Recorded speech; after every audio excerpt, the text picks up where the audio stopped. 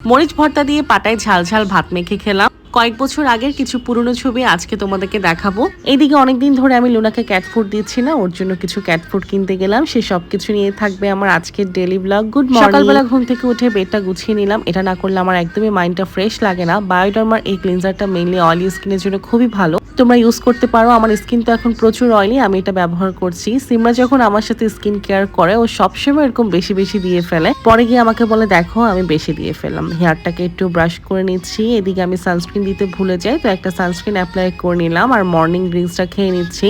তোমরা জানো আমি সকালবেলা হেলদি খাবার খাই আর সন্ধ্যাবেলা সব থেকে আনহেলদি খাবারটা খাই। এই হচ্ছে আমার ডায়েট রুটিন। ডায়েট তো করি না, কিন্তু যখন আমি একটু ডায়েট করতে চাই তখন আমার সাথে এমনটাই হয়। আর বাঙালি ফ্যামিলি থেকে কি আসলেই ডায়েট করা যায় বলো তো? যেদিনে আমরা ডায়েট করব ভাবি সেদিনে বাসায় মজার মজার খাবার রান্না করা হয়। এই তো সকালের নাস্তায় ভাবলাম পাউরুটি, মেয়োনেজ, সস আর ডিম দিয়ে একটা এগ স্যান্ডউইচ বানিয়ে নিই। আমার যখন স্যান্ডউইচ খেতে মন চায় তখন আমি ইজি ভাবে এই স্যান্ডউইচটা বানাই। এটা স্কুলের টিফিনেও আম্মু আমাকে দিত। এটা এত যে মজা তা না, তবে সংক্ষেপে হিসেবে ভালোই লাগে। এই যে দেখতে পাচ্ছ এটার এরকম ভয়াবহ অবস্থা, এটার পেছনে কাহিনী হচ্ছে শ্রীমঙ্গলে ঘটে যাওয়া আমাদের সাথে ভুতুরে কাহিনী। নিজেদের সাথে ঘটনাগুলো না ঘটলে আসলে কখনোই বিশ্বাস করতাম না। আমি অনেকবার ভেবেছিলাম তোমাদের সাথে স্টোরিটা শেয়ার করব, কিন্তু কখনো করা হয়নি। তোমরা যদি স্টোরিটা শুনতে চাও আমাকে কমেন্ট করে জানাও, তাহলে অবশ্যই আমি কোনো একটা মেকআপ ব্লগে তোমাদের সাথে স্টোরিটা শেয়ার করব। ওই যে দেখা যায় আমাদের ঘরের ম্যাডামকে, সে সবসময় ফ্রিজের উপর উঠে এভাবে বসে থাকে। তার কাজ হচ্ছে টই টই করে ঘুরে এসে এভাবে ফ্রিজের উপর উঠে বসে থাক। জানো তো আমাদের বাসায় যখন ধনিয়া পাতার কাঁচামরিচ বেশি করে আনা হয়, এগুলো না বেশি দিন সংরক্ষণ করতে পারি না, নষ্ট হয়ে যায়। তাই তোমাদের থেকে সাজেশন নিতে আসলাম। আসলে ধনিয়া পাতা, কাঁচামরিচ এগুলো কিভাবে অনেক দিন ধরে ফ্রিজে রাখা যায়। আসলে তো বারবার সবজির দোকানে যাওয়া সম্ভবও না। আমি একটা কাণ্ড ঘটাই, দেখো এরকম একটা জারের মধ্যে পানি নিয়ে ধনিয়া পাতাগুলোকে কিছুক্ষণ ভিজিয়ে রাখি। পরে আবার মাথায় আসলো না, যদি নরম হয়ে যায় তারপর আবার উঠিয়ে ফেলি। তাও তোমাদেরকে জিজ্ঞাসা করলাম, তোমরা যদি জানো ধনিয়া পাতা, কাঁচামরিচ কিভাবে অনেকদিন সংরক্ষণ করে রাখা যায় ফ্রিজে, আমাকে একটু উপায়টা বলিও, আমি তোমাদের স্টেপটা ফলো করব। এই যে খাটের পাশে সবসময় আমার বাম থাকতেই হবে, এটা ছাড়া তো আমি বাঁচতেই পারি না। এটা হচ্ছে আমার জীবনের সঙ্গী। আমি যেখানে যাই না কেন বাম আমার লাগে। তোমাদেরকে একটা জিনিস দেখাচ্ছিলাম, সেটা হচ্ছে আমার আইফোন এ অ্যাক্সেস ম্যাক্সটা। এই মডেলের ছবিগুলো এত ভালো আসতো, এখনকার আইফোনে কিন্তু এরকম ভালো ছবি আসে না। আইফোনের জার্নিতে আইফোনের 7 প্লাস আর অ্যাক্সেস ম্যাক্সের ছবি সব থেকে সুন্দর আসতো। সিমরাকে দেখো, এটা আমার আঁকতের সময়, আঁকতের দিন সিমরা এরকম একটা রেড ড্রেস পরে। ও তো যে কান্নাকাটি সেলুনে দেখি তোমাদের সাথে ওই ভিডিওটা শেয়ার করব। আমাদের 3 বোনের 15 দিনের একটা ছবিও দেখালাম।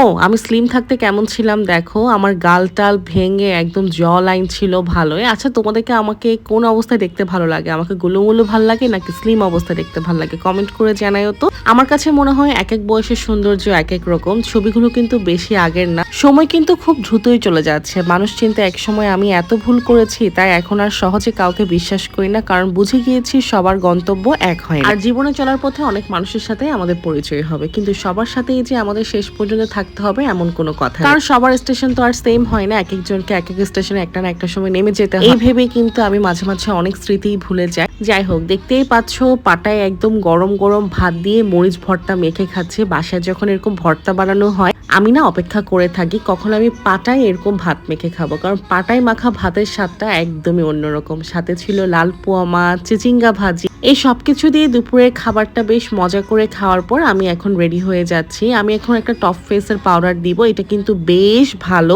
ম্যাকের পাউডার যেরকম আমাদের ফেসে অনেকক্ষণ লাস্টিং করে, টপ ফেসের এই পাউডারটা রিজনেবলের মধ্যে রেগুলার ইউজ করার জন্য একটা বেস্ট অপশন হতে পারে অয়েলি টু কম্বিনেশন স্কিনের জন্য। তোমরা এটা ট্রাই করে দেখতে পারো। এই তো আমি এখন রেডি হয়ে বের হয়ে যাচ্ছি, আমার একটু কাজ আছে, সাথে লুনার জন্য কিছু খাবারও কিনবো।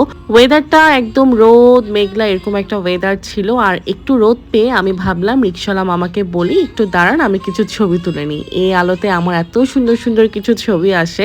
আমাকে না কাজল পরলে ভালোই লাগে, তাই না? আমি কিন্তু কাজল পরতে অনেক পছন্দ করি, আর কাজল পরলে নাকি আমাকে আমার আম্মুর মতো লাগে অনেকেই বলে। আর সবজির ভ্যান যখন আমি দেখি আমার চোখ আমি আটকাতে পারি না, কারণ আমি সবজি প্রিয় একটা মানুষ। আজকে একদম বাসার জন্য বেশি করে 100 টাকার নাগামরিচ কিনে আনছি।